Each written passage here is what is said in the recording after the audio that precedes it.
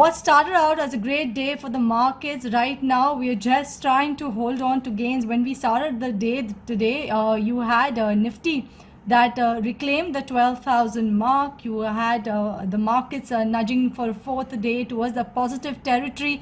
But towards the second half of the trading session, the last 1 hour, you saw a sharp fall come into the benchmark indices.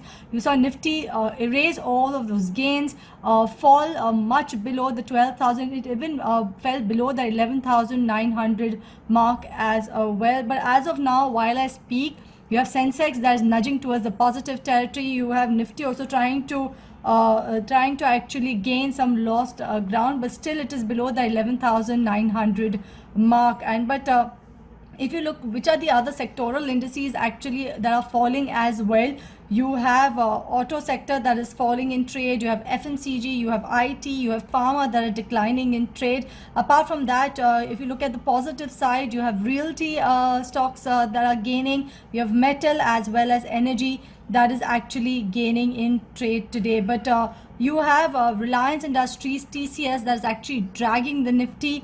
But on the other side, you have HDFC Bank, you have Infosys that is actually lending support to the Nifty today.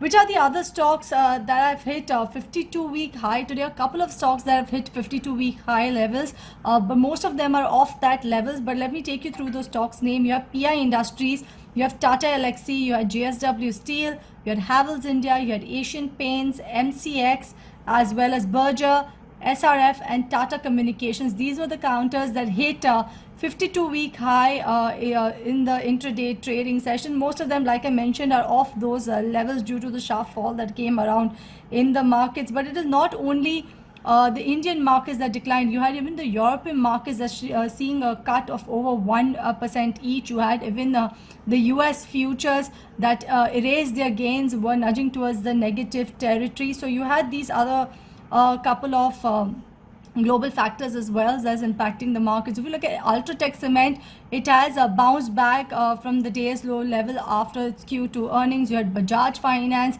that declined, but right now it is trying to build on to some gains. It is off the day's lowest point. You had Newgen Software that reported its Q2 earnings, and post those Q2 earnings, the stock soared about 20% in trade today as the profits have doubled on a QOQ basis. You also have DB Corp, you have Shanti Gears as well as Rane Madras. They also have reported their Q2 earnings along with Colgate as well. So all in all, which looked out to be a very good day for us. For now, looks like we are going to end with a negative bias or at least flat as of now.